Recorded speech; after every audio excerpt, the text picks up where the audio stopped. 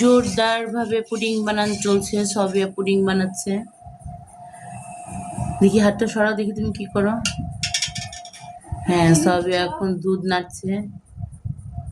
এই যে caramel ready করেছে, ডিমও ফাটিয়ে রেখেছে। পুডিংটা বানানো শেষ হলে এটা ফাইনাল রেজাল্টটা আমি আপনাদেরকে পরে দেখাচ্ছি, ঠিক আছে? নাও, নাড়ো নাড়ো, তোমাকে দেখাবো না। ওর ভিতরে একটু গুঁড়া দুধ মিলাও এখন। মিলাইছি। আবার মিলাও, এটা পরে মিলাতে হয়, দাও। এটা আমাদের ঘরোয়া পদ্ধতিতে, নিজস্ব পদ্ধতিতে পুডিং বানানো, আপনারা কেউ হাসবেন না, ঠিক আছে? আমরা যেভাবে খুশি সেভাবেই পুডিং বানাই। অথেন্টিকভাবেও পারি, আমাদের মন মতোভাবেও পারি, পাউরুটি পুডিংও পারি, বিস্কুট পুডিংও পারি, সব কিছুই পারি। সো দ্যাটস ওয়াই আপনারা কিছু মাইন্ড করবেন না যে পুডিংয়ে এটা ভুল হয়েছে, ওইটা ভুল হয়েছে। এটা না দেখে জাস্ট আমাদের পুডিং বানানোটাকে এনজয় করেন, কেমন? এই যে ক্যারামেল, অনেক সুন্দর করে ক্যারামেলটা রেডি করেছে।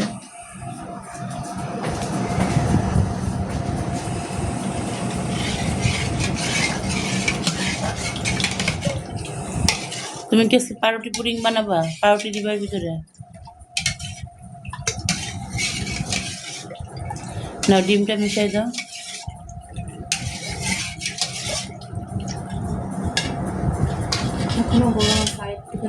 হালকা গরম থাকতেই মিশাতে হয়, হালকা গরম থাকতেই মিশাও, কিচ্ছু হবে না।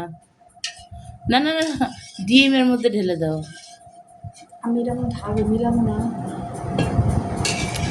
বাটির ডিমটা পাতিলের মধ্যে ঢালো, ঢালে মিলাও।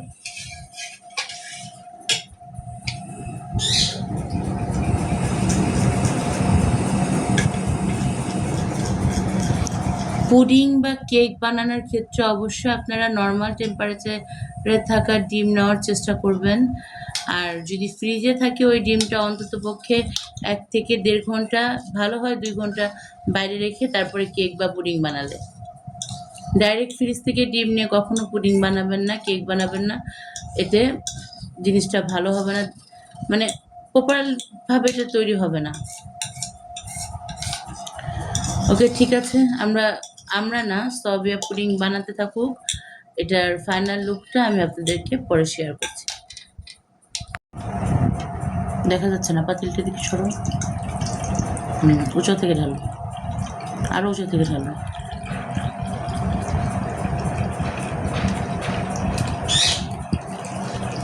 অনেকে এটা ছেঁকে দেয়, বাট আমি ছেঁকে দেই মাঝে মধ্যে, আজকে দিলাম না ছেঁকে। বানানো শেষ হলে ফাইনাল লুকটা আমি আপনাদের সাথে শেয়ার করবো ইনশাল্লাহ, ঠিক আছে? ওকে, এখন আমরা এটা প্রেসার কুকারে দিব। এই তো হলো আমাদের সেই কাঙ্ক্ষিত পুডিং, যেটা আমার মেয়ে বানিয়েছিল, মানে বানাচ্ছিল। আমি বলেছিলাম এটা লাস্ট ফিনিশিংটা আপনাদেরকে আমি দেখাবো। এই যে মাশাআল্লাহ ভালোই হয়েছে, আশা করি খেতেও খুব মজা হবে। দেখি দাও তো, একটু খেয়ে দেখি। এত বড় চাকু এটা পুডিং কাটার জন্য? মাঝখান দিয়ে কাটো, ফুল কাটো। ওয়াও, হাতে তালি দিবা না? এটুকু তুমি কাটো। নামাজ পড়তে বসবো, তাড়াতাড়ি করো।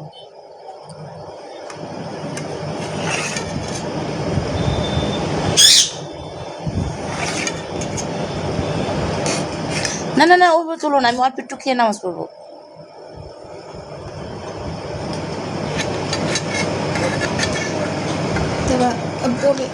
ভালো হয়েছে, বোঝা যাচ্ছে।